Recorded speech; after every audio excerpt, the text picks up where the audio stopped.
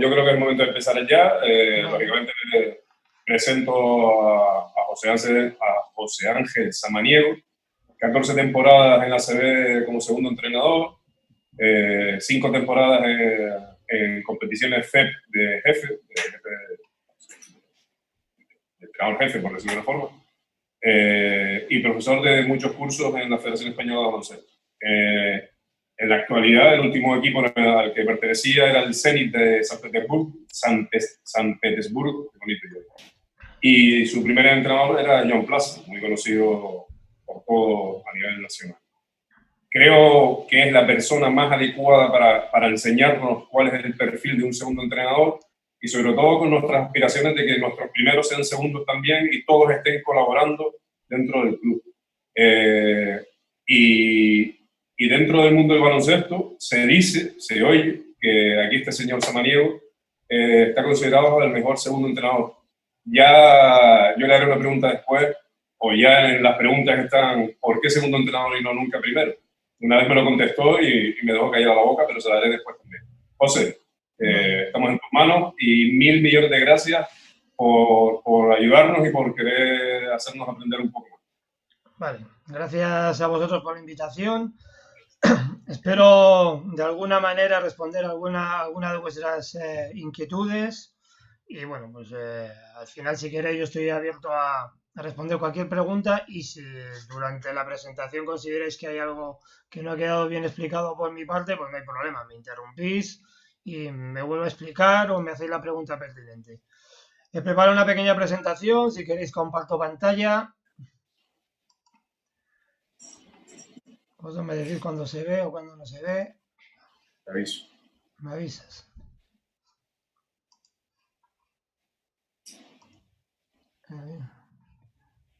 En principio el anfitrión ha inhabilitado la función de compartir las pantallas. Me tendrías que Espérate, te hago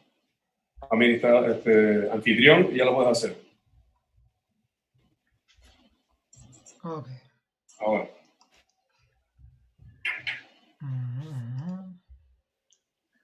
Vale. Bueno, ponemos a ver que puedo minimizar esto. Vamos a poner... Pues vale, empezaríamos. No me he roto mucho la cabeza con el tema del título. Vosotros queríais que hablase del entrenador ayudante y vamos a hablar del entrenador ayudante. Sí quería empezar haciendo un pequeño homenaje a Pedro Montes de Oca, fallecido recientemente, como vosotros, por desgracia, también sabéis como yo. Buen amigo. De alguna manera, Pedro encarnaba algunos valores que creo que debe tener un entrenador ayudante, ¿no? Yo creo que él siempre tuvo muy claro que un entrenador ayudante o un médico en este caso tiene que buscar el bienestar del equipo y en este caso, sobre todo desde su rol, el de las familias, ¿no? Él sabía que no hay mejor manera de conseguir que un jugador rinda óptimamente si tiene la tranquilidad de que su familia está segura, está protegida y bien atendida, ¿no? Y yo creo que eso es un valor que tuvo siempre Pedro y el otro es que además, como muchas veces tenemos que saber hacer los entrenadores ayudantes, no esperaba él ni el reconocimiento ni la recompensa, ¿no? Hay que hacerlo de manera generosa como yo creo que él siempre hizo, o al menos en las 2 etapas que yo he vivido en el club, yo he tenido que estarle agradecido porque siempre se desveló por mi persona y cuando tuve familia y estuve allí con mi familia, también por mi familia, ¿no? Y nada, pues después de este reconocimiento... Sama, Dime.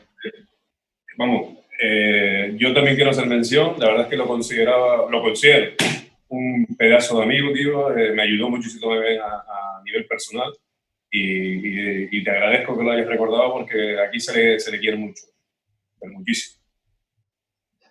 Por cierto, ahora tú estás de administrador y si alguien va a entrar, tienes que tú admitirlo. Sí, para que lo tengas en cuenta. El problema pasa que yo estoy en pantalla completa. Vale. Y me sale quién habla, quién no habla. ¿Te aparece un zumbido ahí de una luz diciendo que alguien quiere entrar? Vale, yo la activo. Si es una pantalla emergente, yo le doy OK. Vale, pues quería hacer unas pequeñas consideraciones. Primero quería hablar de un matiz lingüístico, que no es tan lingüístico, que cuando nos referimos al entrenador ayudante hay veces que hay gente que se refiere a él como segundo entrenador y otro como entrenador ayudante. Yo creo que es importante que tengamos claro qué es lo que uno es y por qué. Entonces, en la imagen aparece Silvio Santander, que normalmente es el entrenador jefe en diferentes equipos en Argentina. Fue el asistente de Sergio Hernández, que es el que está al lado suyo durante el último mundial. Y hace poco hizo una presentación sobre el tema del entrenador ayudante y una de las ideas que trasladó es la que os he expuesto aquí, ¿no? Que el entrenador debe pensar como piensa el coach, no como piensa uno. Yo realmente no estoy de acuerdo. Yo creo que un entrenador ayudante debe pensar diferente.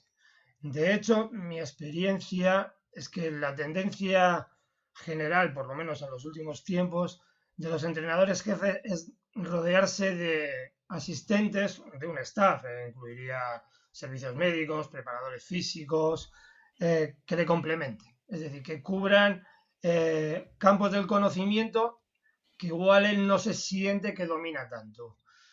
Entonces, en este caso discreparía con Silvio. Es cierto que me vi toda su charla y en lo demás estaba de acuerdo al 100%. Y una cosa es pensar diferente y otra cosa es que el mensaje que llega al equipo debe ser único. Es decir, yo creo que es bueno que el entrenador ayudante le aporte otro punto de vista al entrenador, pero cuando estamos hablando de dirigirnos al equipo es indudable que solo puede haber un mensaje y es el que el entrenador jefe ha consensuado. Y esto es lo que vamos a hacer y esto es lo que vamos a decir y eso no se cuestiona. Segunda idea que quería transmitir para explicar que no es lo mismo y que no es un tema simplemente jerárquico, que hay un primer entrenador y un segundo entrenador, sino que es un entrenador jefe con unas funciones diferenciadas, que hoy no es el tema de hoy, y un entrenador asistente, que es lo que vamos a tratar de entender, es que el entrenador asistente tiene que aprender a mirar diferente. Esto lo aprendí en mi primera experiencia como entrenador asistente. Yo fui asistente de Sergio Scariolo cuando Sergio Scariolo llegó a entrenar a España por primera vez al Tau Cerámica Baskonia y no diré que los primeros días, pero al principio enseguida ya me di cuenta que en el mejor de los casos, si yo miraba lo mismo que el entrenador, iba a ver lo mismo. O sea, tenía que mirar algo diferente si quería realmente tener una aportación al entrenador, ¿no?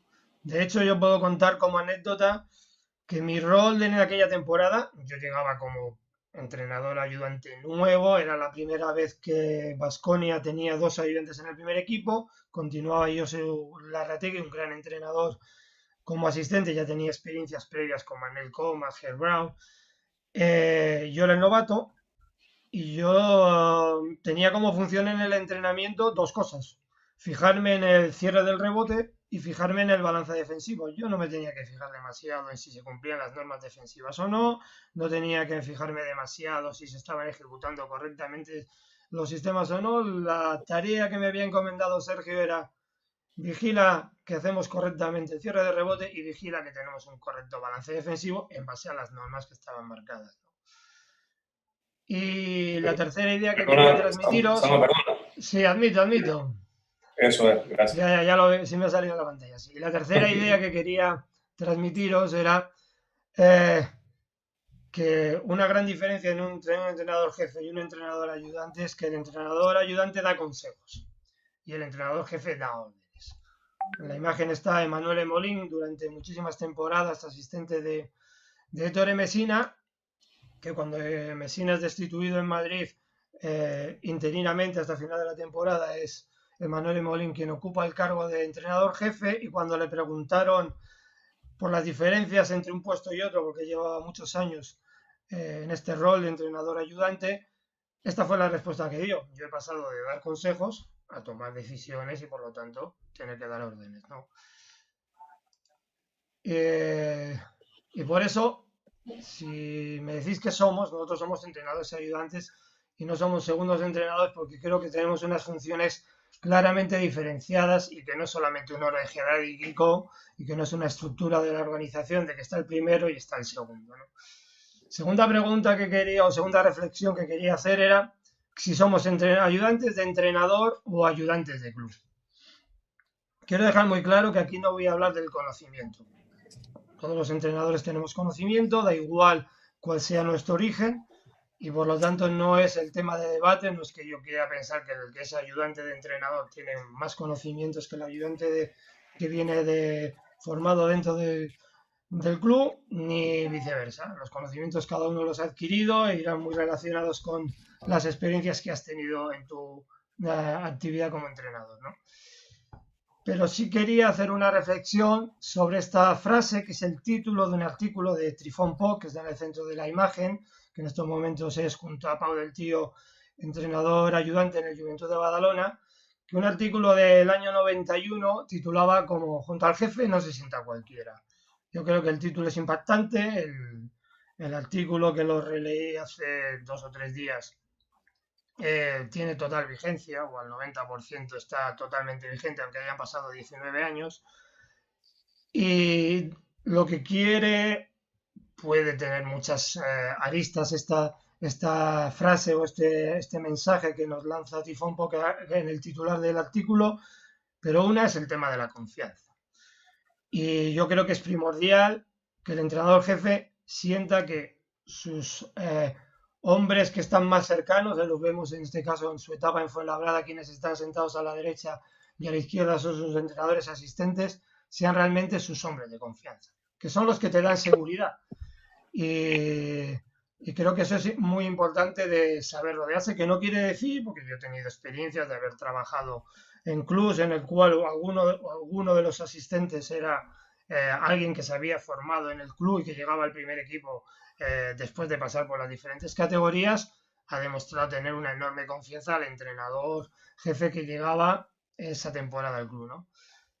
Pero algo que sí quería hacer una reflexión era que hay un momento de la temporada en todos los equipos, generalmente todos los años, en unos más o menos, en función de la distancia que tengas en ese momento de los objetivos que te hayas marcado, en el cual surge la adversidad. Y aparece la duda, por eso he puesto un interrogante encima de mi cabeza, hay un corazón partido entre medio entre el entrenador jefe y el entrenador ayudante, ¿no? Y en esos momentos de adversidad, donde los resultados no son los que deseas, que el equipo no está jugando, que hay una mala dinámica de lesiones, que estás cuestionado en los medios de comunicación, eso es algo que está a la orden del día en el deporte profesional. Lo más importante ya no es la confianza, ya es la fidelidad. Y el entrenador, el que es ayudante de entrenador, generalmente, no al 100% y no en todos los casos, tiene ligado su destino profesional al destino del entrenador. Y si el entrenador jefe es cesado, el entrenador asistente se va con él.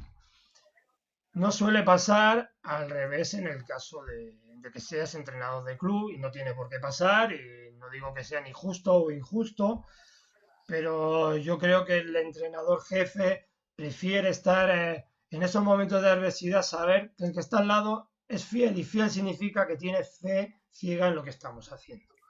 Y en esos momentos en los que surge la duda, yo creo que la fidelidad es importante. Entonces, por eso yo no soy objetivo, lógicamente, yo soy ayudante de entrenador durante todos estos 14 años que decía yo en la presentación que he ejercido este papel, y nunca he sido ayudante de club, aunque me he sentido como uno más en un club, y siempre creo y defiendo la idea de que el mayor compromiso que puede tener un entrenador ayudante con su club es el fiel al entrenador jefe que ese club contrató.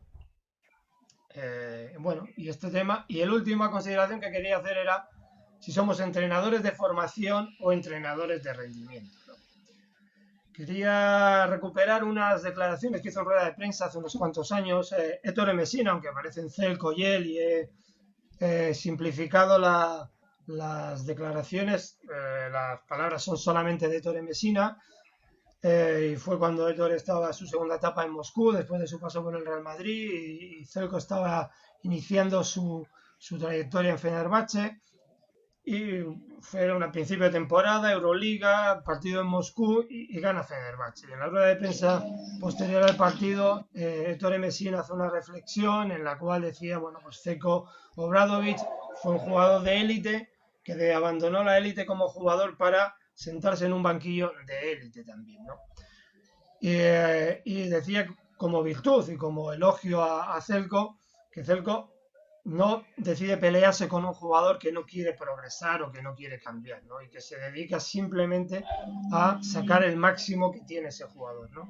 Y Ettore Messina decía, yo soy un entrenador, tuve una trayectoria como jugador hasta cierto nivel, nunca alcancé la élite, empecé a desarrollarme como entrenador en categorías formativas, creo que como la mayoría de los que estamos esta tarde aquí, y llegué al baloncesto de élite, ¿no? Entonces ese paso por las categorías de formación me llevaron a pensar que uno de mis objetivos como entrenador siempre debe ser mejorar al jugador. Y a veces me peleo en la mejora del jugador cuando el jugador se niega a hacerlo, ¿no? Y entonces él hacía esa reflexión final y utilizaba esa palabra contraproducente, que decía que a nivel profesional ser un entrenador con una mentalidad formativa puede no ser lo más adecuado. Pero yo tengo muy claro que el entrenador ayudante eminentemente debe ser un entrenador de formación. Para acabar esta consideración inicial, el otro día escuchaba una entrevista a Pepe Lasso, el padre del entrenador de Pablo Lasso, en el cual cuando le preguntaban sobre su trayectoria como entrenador hace muchos años, él se definió como entrenador de formación. Decía, yo en esencia soy un entrenador de formación, que es una figura en desaparición, porque la moda, lo que se lleva actualmente, son entrenadores estrategas, los definió Pepe de manera brillante, y yo estoy muy preocupado. O sea, yo creo que en las etapas de formación nuestro objetivo no es desarrollar equipos, que eso es comprensible cuando tú estás en equipos profesionales o en competiciones donde el rendimiento es lo único que está justificado, pero en las etapas de formación nosotros tenemos que desarrollar jugadores y ese debe ser el objetivo de un entrenador y yo creo que es bueno que el entrenador ayudante tenga esta mentalidad de formación, sea un entrenador eminentemente formativo porque es una responsabilidad que normalmente va inherente al cargo de entrenador ayudante, ¿no? Entonces, resumiendo, yo creo que somos entrenadores ayudantes, yo prefiero ser ayudante de entrenador y entrenador de formación. Roles del entrenador ayudante. Yo creo que hay tres perfiles de entrenador ayudante, o los podríamos dividir a los entrenadores ayudantes en tres perfiles. Un primero, aprendiz, que es posiblemente en el que estamos muchos de vosotros, aunque estéis muchos de vosotros, en el cual os estáis iniciando en esta actividad, la de entrenar, y os faltan conocimientos, os falta experiencia, y una manera que busca el club o que busquéis vosotros para mejorar es ser entrenador ayudante de alguien que tiene más experiencia, más conocimientos, ¿no? Ese primer perfil de aprendiz. Luego el que yo he denominado mentor, que creo que yo estaba aquí un poco hablándolo antes de empezar la charla también, que es una figura no muy usada, pero sí que es utilizada en algunos de los mejores clubes formativos de España, el utilizar un entrenador que ya tiene una trayectoria dilatada y una experiencia sobre todo en formación de jugadores para, además de formar jugadores, acompañar en el proceso de aprendizaje de un entrenador más joven que promete, que tiene mucha ilusión, pero que igual todavía le falta esa experiencia, ¿no? Y el poner una figura de mentor, ¿no?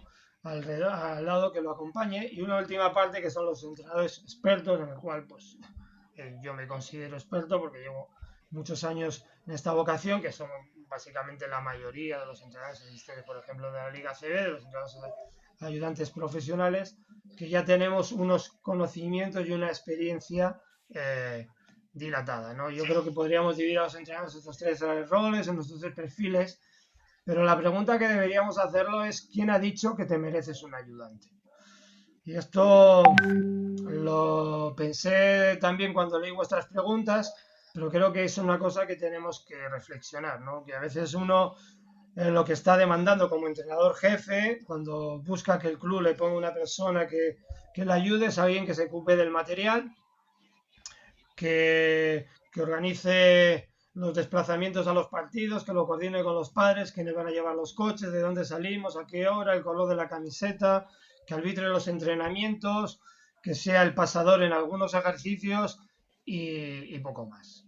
Entonces, realmente, ese entrenador jefe no se merece un ayudante. Tú no necesitas un ayudante, puedes necesitar otro tipo de persona, pero no un ayudante. Y la siguiente pregunta, bueno, ¿y por qué? ¿Y por qué? Yo creo que un entrenador en categorías sobre todo de formación empieza a trabajar con un perfil de aprendiz, tiene que entender que él es un modelo, es un referente para ese entrenador joven que quiere aprender y progresar, ¿no? Y eso es una responsabilidad. Siempre tenemos que entender que esos entrenadores, pues igual han tenido una etapa previa como jugador, entonces hayan adquirido unos conocimientos y realmente es por donde todos empezamos en su momento a entrenar, ¿no? Aquello que hicieron cuando yo era niña o niño y jugaba, pues lo trato de trasladar porque si a mí me enseñaron a entrar a la canasta de una determinada manera, pues si a mí me sirvió, pues pienso que a las niñas, a los niños que estén entrenando también les va a servir. Y entonces es muy importante tener ese papel como entrenador jefe de modelo y de referente. Entonces ya es una responsabilidad más que una ayuda y se convertirá igual en una carga más que en una ayuda. Pero si no lo entendemos de esa manera, yo creo que un entrenador jefe, sea cual sea la categoría, es mejor que esté solo trabajando que se le ponga, sobre todo si es el club el que está promocionando esta iniciativa, el que se le ponga un ayudante, ¿no? Y luego la otra pregunta que quería hacer es, ¿quién nos ha dicho que para llegar a ser entrenador jefe es necesario previamente ser entrenador ayudante? ¿Por qué digo esto? Hace unas décadas en las cuales el acceso a la información era escaso, yo vengo de esa época, no como ahora, si solo miramos todo lo que se ha compartido, publicado, además prácticamente todo de manera gratuita en todas las redes sociales, ahí hay material para estudio y análisis durante meses, ¿no? Con lo cual hay información, yo como digo siempre, y se lo dije a Jordi cuando me dijo que hablase del entrenador ayudante, digo, ¿quién no se sabe ya de cuáles son las tareas que desarrollamos los entrenadores ayudantes en equipos profesionales?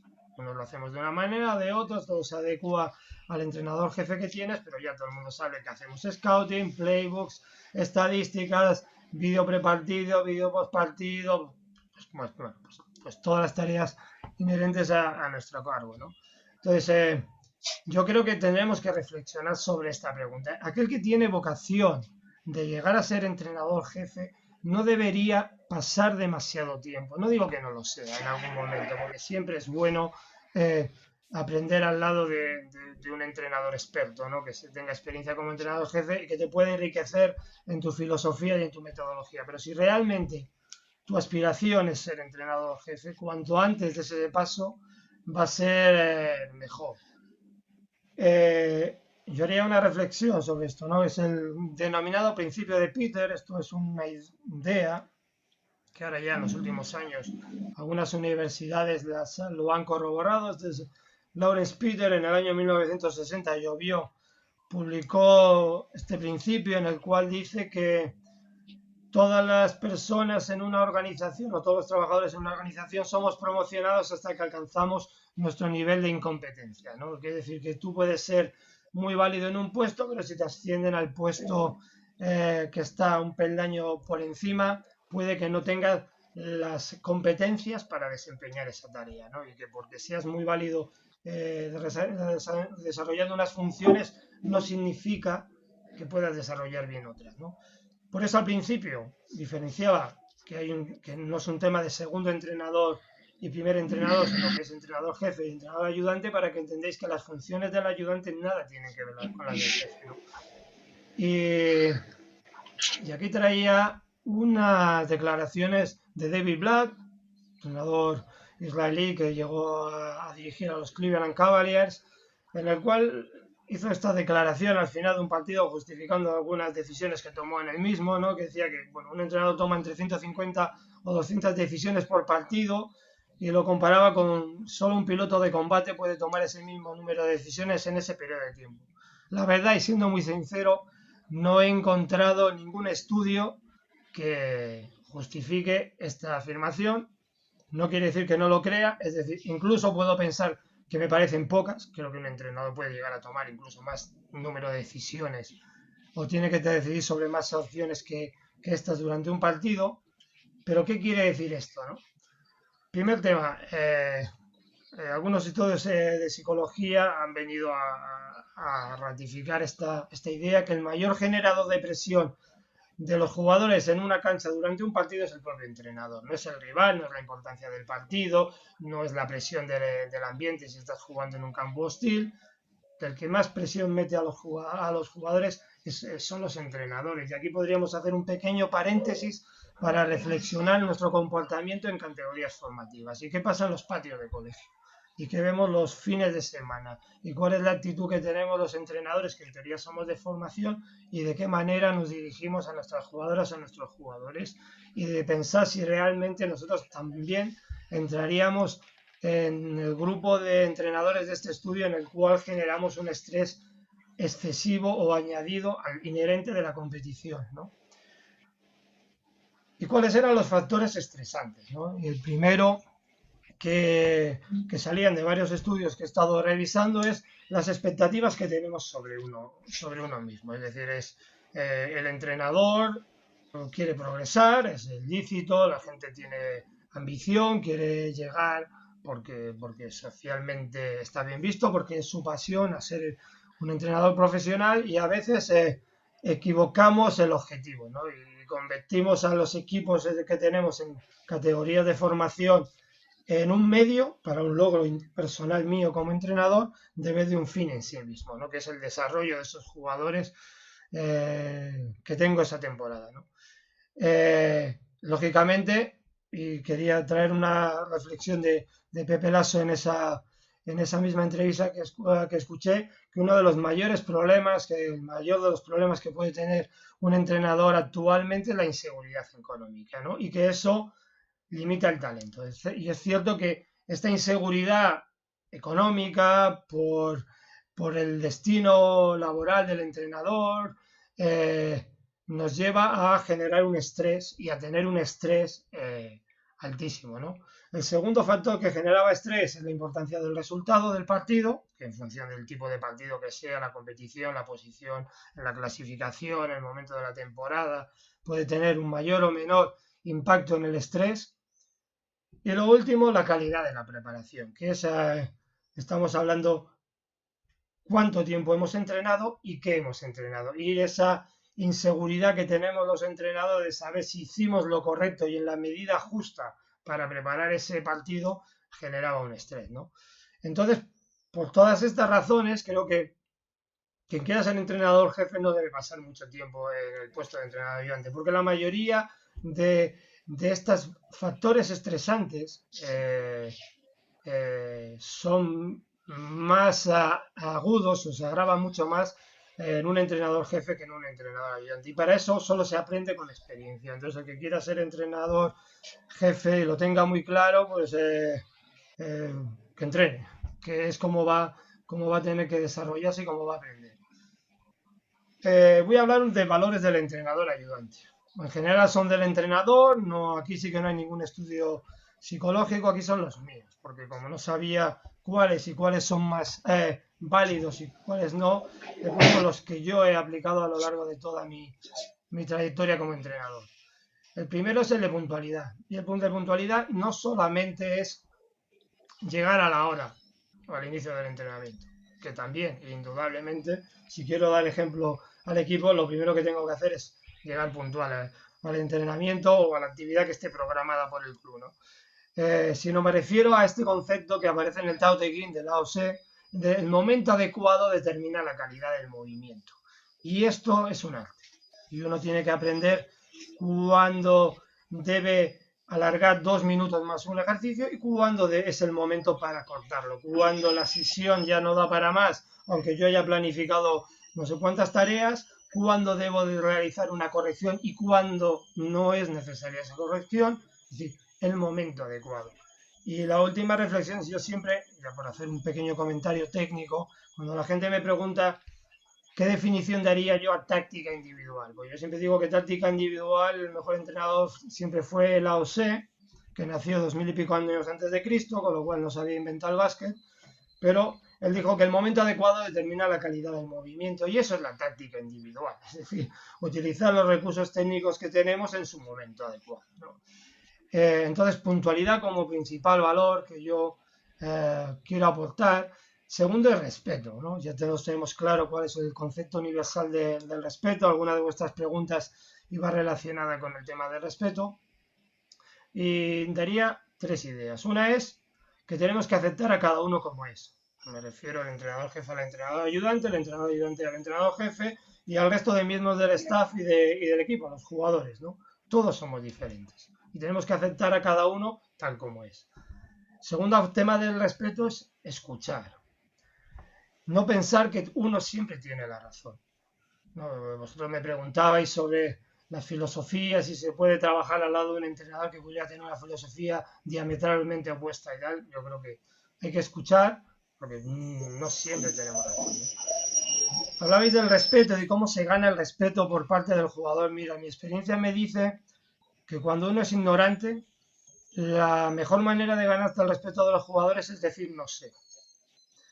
Porque empezar a dar respuestas dubitativas, contestar lo primero que se te pasa por la cabeza en ese momento, o decir algo de lo que te debes decir un día después o 5 minutos después, es lo que te hace perder credibilidad delante del equipo o delante del entrenador jefe, si somos el entrenador ayudante. Cada vez que a un jugador le he dicho no sé, me he ganado su respeto. Es cierto que 5 minutos después de terminar el entrenamiento, a la mañana siguiente me había dedicado el tiempo para encontrar la respuesta a eso que no había sabido responder al jugador. O si era algo que me había pedido el entrenador y no tenía la respuesta en ese momento, ya me encargaba de mandarle un mensaje, llamarle por teléfono y darle lo antes posible la respuesta a aquello que me había demandado. Y luego el tema del respeto es muy importante entender una idea cuando hablamos de correcciones, que tenemos que corregir la acción y no a la persona. Y cuando muchas veces corregimos, tratamos de comparar. Y cuando estamos comparando, ya estamos atacando a la persona.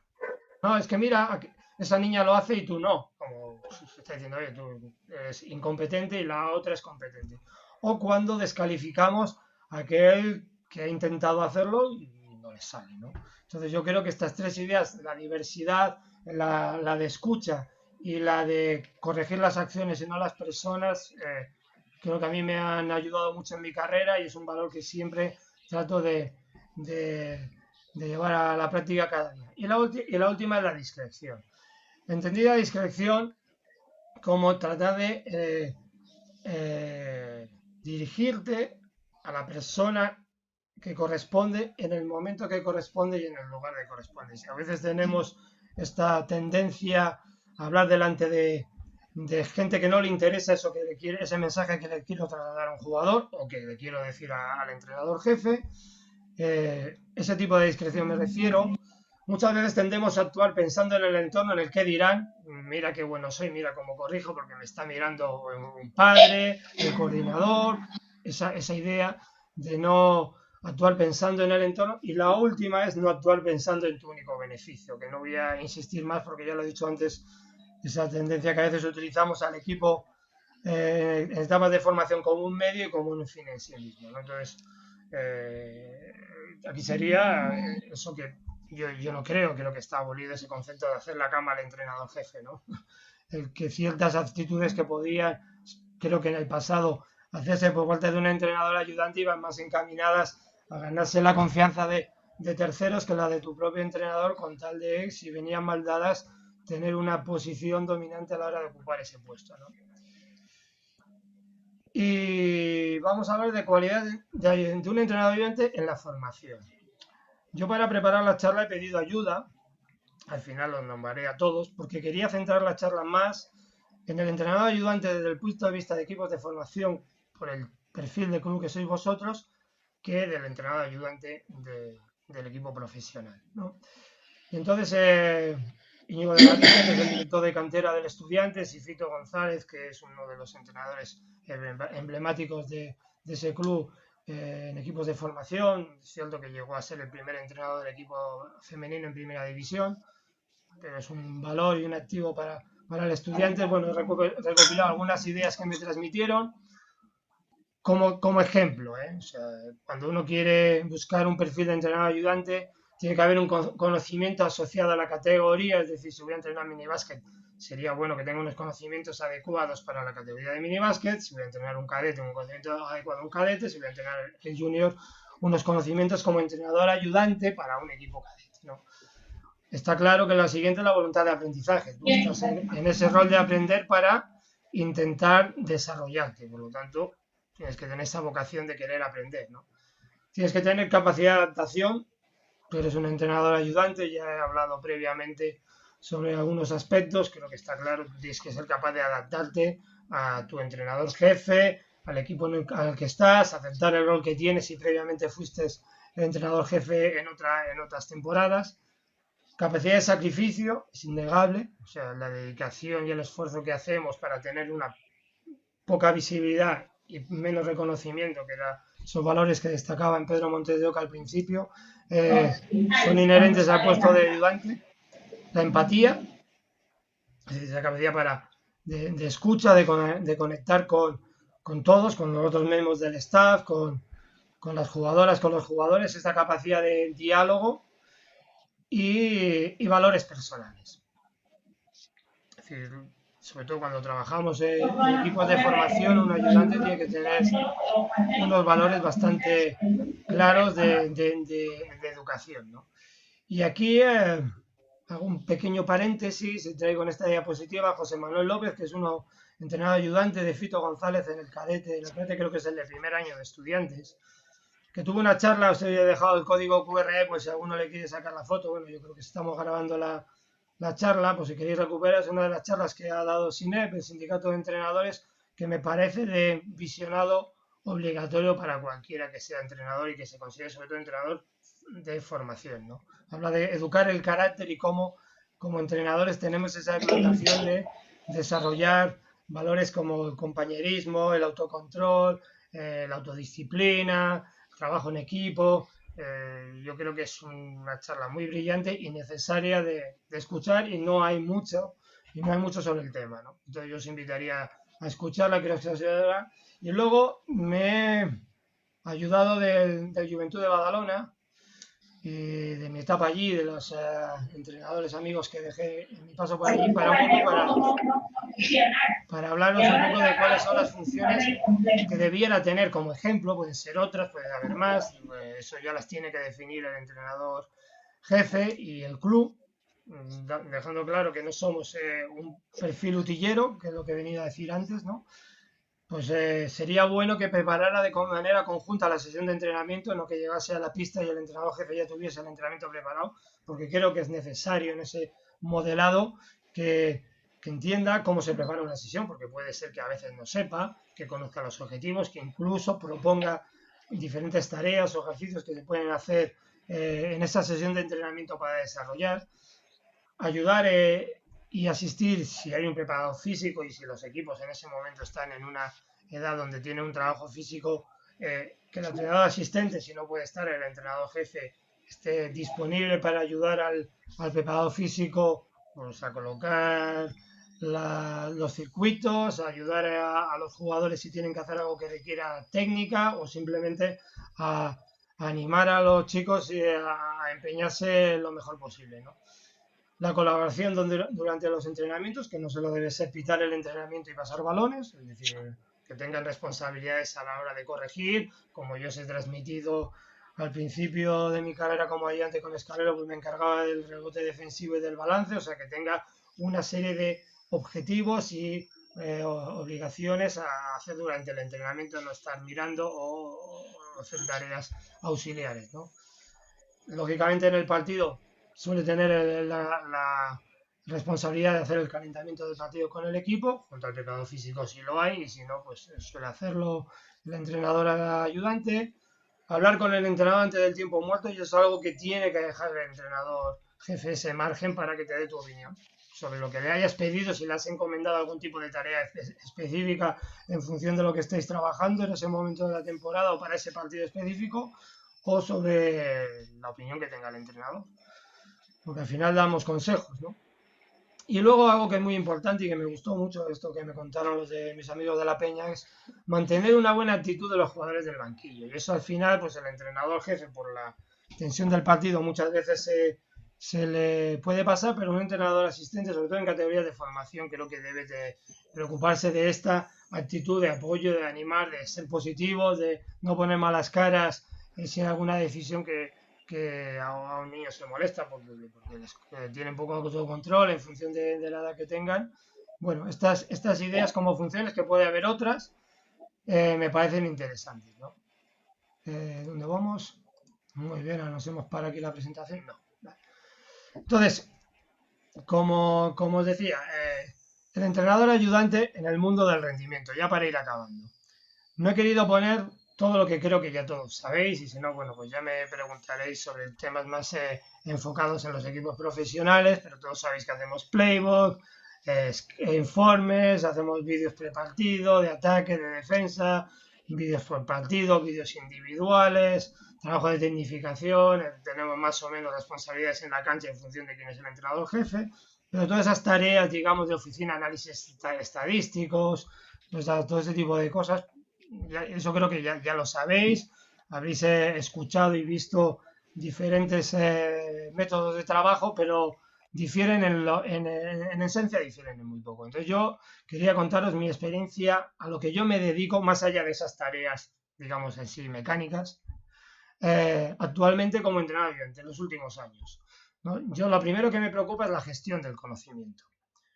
Si alguno ha tenido la posibilidad de escuchar alguna de mis charlas, en una de las que he dado, solo he dado dos, o sea que tampoco he participado demasiado durante este confinamiento, era sobre qué es entrenar y cómo aprenden los jugadores. Entonces, de eso ya he hablado, pero cuando hablo de la gestión del conocimiento, hay algo que me interesa mucho actualmente, es cómo aprenden las organizaciones. Y el equipo es una organización, es un colectivo. Y tengo un amigo que se llama Javier Martínez, que se dedica a la gestión del conocimiento, un consultor y un gran orador, y él tiene una idea, ¿no? Que los trabajadores son más inteligentes que las organizaciones para las que trabajan. Y él lo explica así.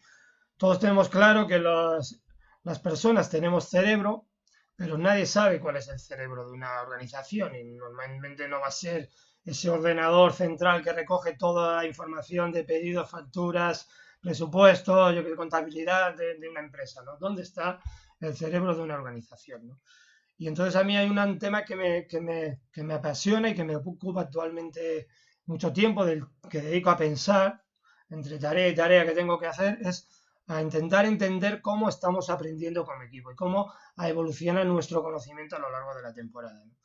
La segunda cosa que me ocupa y me preocupa es la gestión del error. Esto ya sigue siendo muy antiguo. Yo creo que en el baloncesto sobran pizarras y faltan papeles. ¿Qué quiero decir con esta sentencia tan categórica? Que veo muchas pizarras en las canchas y veo poca gente con papel y boli, ¿no? Yo digo claro, y además yo creo que igual se me ha visto, alguno de vosotros me ha visto cuando yo he entrenado en Gran Canaria, cómo he funcionado. Yo siempre llevo una hoja que normalmente suele ser la hoja del entrenamiento, que utilizo la parte de atrás y está disponible. Llevo un bolígrafo y el silbato. Raramente llevo una pizarra, y si la llevo es porque el entrenador jefe me ha dicho baja la pizarra a la pista. O sea, no porque la use. Yo no recuerdo cuándo he pintado la última vez en una pizarra. Entonces a mí los jugadores son curiosos, se acercan y me preguntan, oye, Saba, ¿tú qué apuntas durante el entrenamiento? Porque yo me paro durante el entrenamiento y apunto, sobre todo en la etapa de Salva Maldonado, que me lo permitía, lo sabía, y él había visto el valor que tenía esas notas que yo tomaba. Con Joan Plaza, por la metodología, luego hablaré un poquito de eso, del entrenamiento me era más difícil, y entonces lo que hacía era aprovechar que se grababan todos los entrenamientos con Joan Plaza, Por lo tanto, revisando el vídeo a veces capturaba y lo que hacía era, en cuanto acababa el entrenamiento y me libraba del trabajo de los jugadores de final de sesión de entrenamiento, intentaba haber guardado en la memoria aquellos hechos que me habían parecido significativos. ¿Y qué apunto? ¿No? Me interesa capturar los errores y saber qué ha pasado mal. Los que yo he identificado durante el entrenamiento que puedo haber intervenido para dar un input al jugador o al equipo o no, y sobre todo la corrección que hacía el entrenador jefe. Y hemos tenido un grandísimo rendimiento de esa información que hemos capturado. Eso lo hemos convertido luego en la parte de arriba, que era conocimiento, ¿no? Y por eso digo que igual importa menos tener una pizarra, y un papel y un boli puede ser una herramienta o dos herramientas mucho más valiosas en una cancha cuando un equipo está preparándose. Y lo otro es el valor de la mejora técnica. Yo, como decía en la introducción, me considero un entrenador de formación. He tenido la suerte, inmensa suerte, de trabajar para entrenadores jefes que todos han creído que la mejora y el desarrollo del jugador es un proceso continuo que termina cuando se retira. Da igual si eres debutante en la liga o eres un veterano. Y me han permitido desarrollar esta inquietud de la mejora técnica del jugador. Y para terminar, quería un poco daros 6 aprendizajes, 6 cosas que aprendí con los 5 entrenadores que he tenido la suerte de trabajar en mi carrera, ¿no? Creo que puede ser, si alguna de las aprendizajes que yo adquirí de haber podido trabajar con ellos, a alguno les sirve en su trayectoria como entrenador ayudante, como mi primer entrenador, pues ya me sentiré orgulloso de este ejercicio que hago. Y si alguno es capaz de interiorizar esas 6 ideas, pues le auguro un gran futuro como entrenador si es capaz de pasarlo a la práctica, porque me parece 6 aprendizajes muy valiosos, ¿no? El primer entrenador que tuve la suerte de trabajar fue Sergio Scariolo, y de Sergio aprendí el valor y la importancia de la planificación.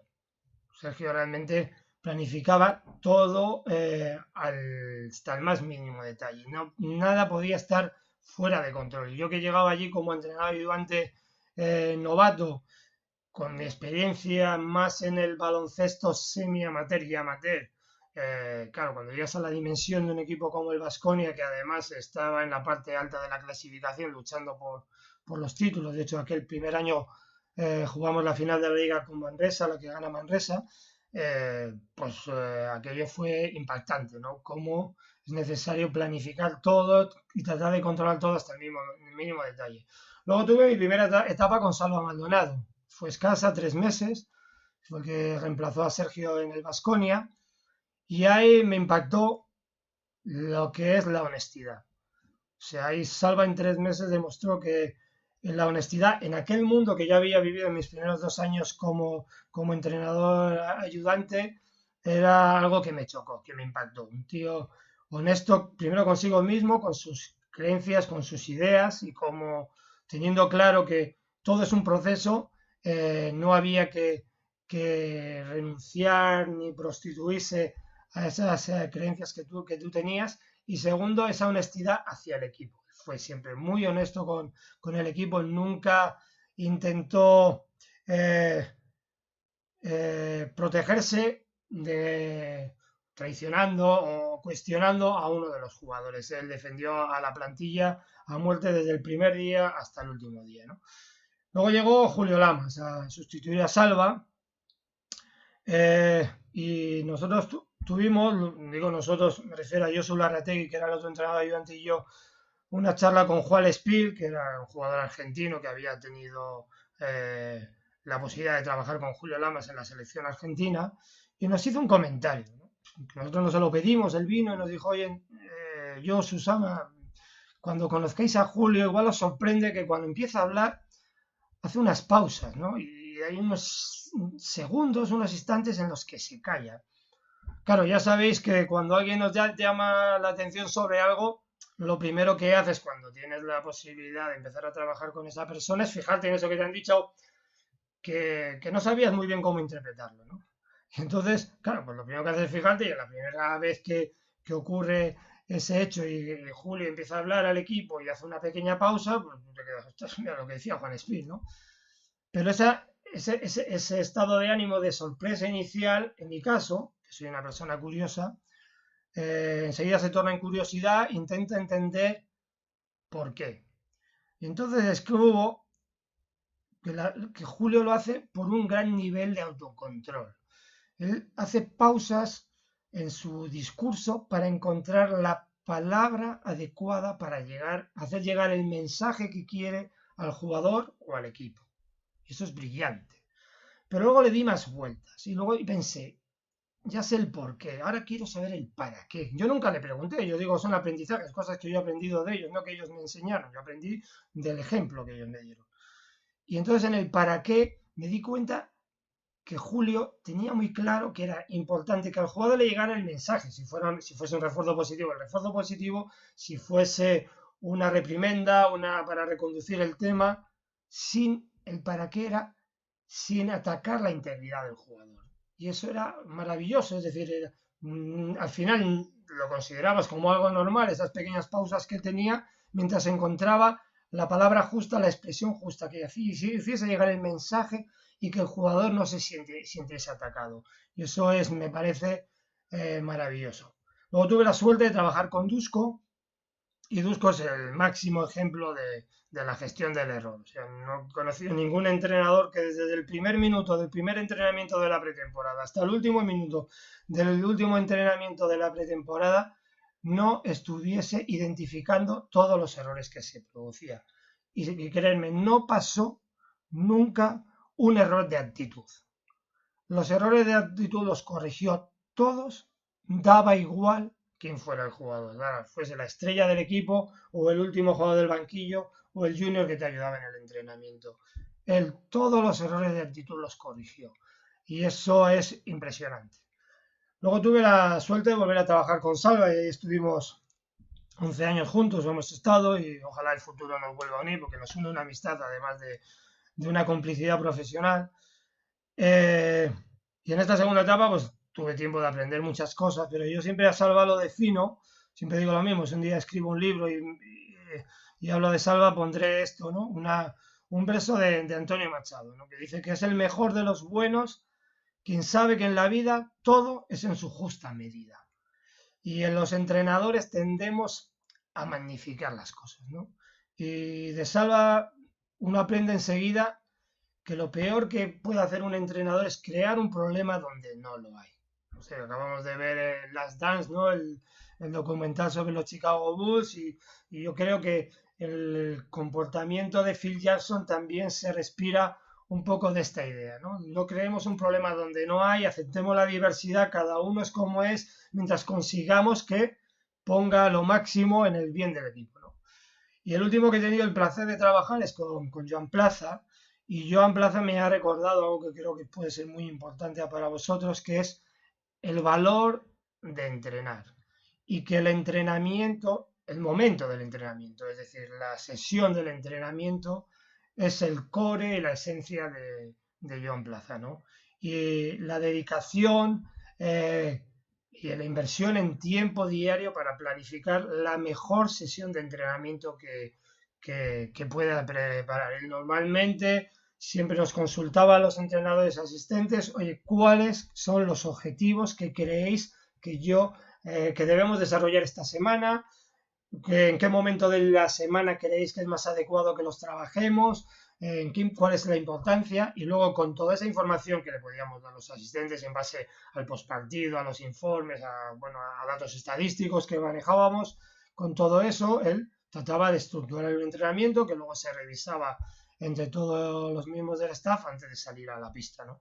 Y luego él ha demostrado que no solamente vale ir a la pista y entrenar, sino la calidad de lo que se hace. O sea, todo tiene que tener un ritmo, que las pausas sean las mínimas posibles, hay que buscar el mayor nivel de atención del jugador y la búsqueda constante, no solamente de diseñar la mejor sesión posible, sino de llevar a la práctica la mejor sesión posible, que además fuese la que más necesitaba el equipo en ese momento, ¿no? Entonces ha sido una experiencia, después de muchos años me ha recordado a mis inicios como entrenador, que yo era un entrenador muy meticuloso y preparaba todo al detalle, ¿no? Y con Joan ha sido un placer poder recuperar eso, ¿no? Y bueno, hasta aquí llega mi presentación. Solo quería agradecer a Luis Riera, a Íñigo de la Villa, a Fito González, a José Manuel López y a David Jimeno por la aportación que tuvieron desinteresada para que yo tuviese una visión más cercana a lo que es el entrenador ayudante en los equipos de formación y en las categorías de formación. Y nada, pues muchas gracias. Hasta aquí he llegado.